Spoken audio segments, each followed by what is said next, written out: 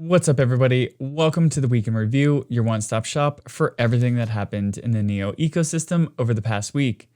As always, if you appreciate these videos, please don't hesitate to hit that thumbs up button, to leave a comment below, to follow our YouTube feed, or to share this video with friends and family. Let's kick this week off. In ecosystem news, we've got a plethora of NEO updates, but first we're going to kick off this section with a happy birthday to NEO,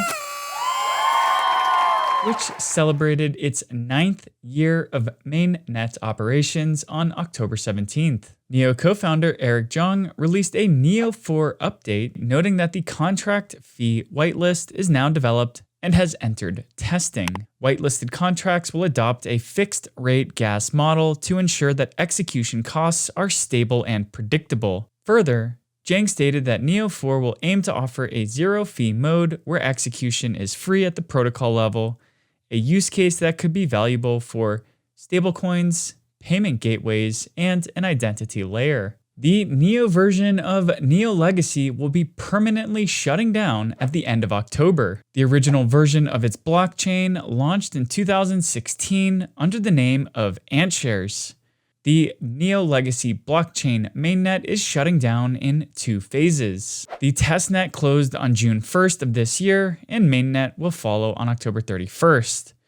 After October 31st, block production will permanently cease and all on-chain operations, including asset transfers, token migrations, and contract deployments will be disabled. Users must migrate their assets from Neo Legacy to Neo N3 before the deadline and ensure that you're using an official migration portal. And lastly, don't forget to head over to the Neo Twitter page where you can catch a video of Neo's footprint at Token 2049 in Singapore. Flamingo Finance introduced a new buyback and burn mechanism for flocks. The new mechanism shifts away from a model that previously focused on reducing the supply of the FLM token, which is the platform's native utility token. Beginning with Epoch 28, which ended on October 13th, 25% of all income generated from the Flocks token will be used to repurchase and permanently burn Flocks tokens themselves.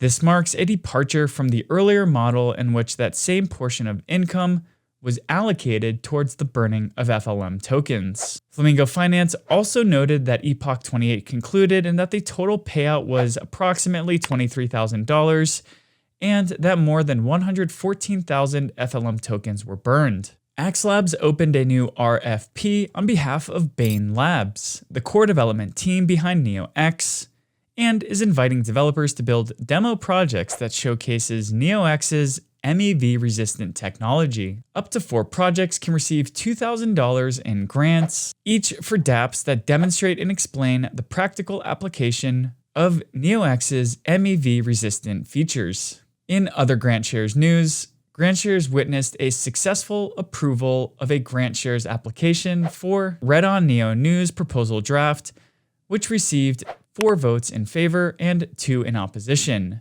By the time you're watching this video, the funding will have been unlocked. Additionally, the following 2 proposals are currently under discussion on the GrantShares platform: enabling real-world game bets with NeoX smart contracts, Market Melee, and QSTN, Web3 surveys for community feedback on NeoX. Head over to GrantShares.io to participate in the discussions. The Pixudi team released a new announcement in advance of the launch of its NEOBOX arcade platform, which will host minigames directly on NeoFS for a fully decentralized experience. The team plans to kick off a game submission contest and release complete documentation and setup guides in Q1 of 2026.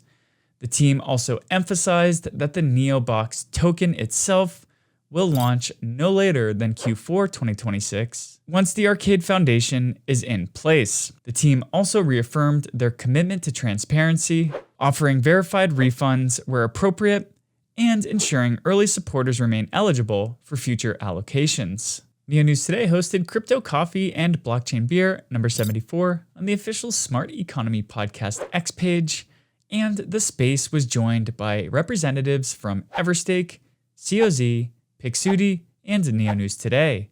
Topics of discussion included the most recent center points in Singapore and the goals and outcomes of the event, the merit of having Eric Zhang in the room, empowering NEO token holders, and a reminder for NEO token holders to migrate their assets from Legacy to N3. So many other things were discussed in that space, so head over to the official Smart Economy Podcast X page to hear a recording of the event. And lastly, in upcoming events, this Friday, October 24th, NEO News Today will be co-hosting Crypto Coffee and Blockchain Beer number 75 on the official Smart Economy Podcast X page.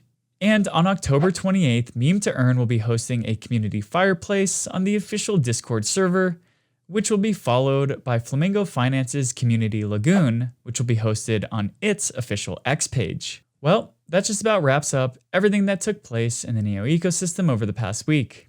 If you enjoyed this video, please don't hesitate to hit that thumbs up button, to follow our YouTube feed, to leave a comment below, or to share this video with friends and family. And of course, if you're a NEO token holder, please consider voting for NEO News Today as your council representative. We've proudly been serving the NEO ecosystem since 2017, and we'll continue to do so by putting portions of our council rewards directly back into ecosystem growth initiatives. With all that said, we're already looking forward to catching you next week.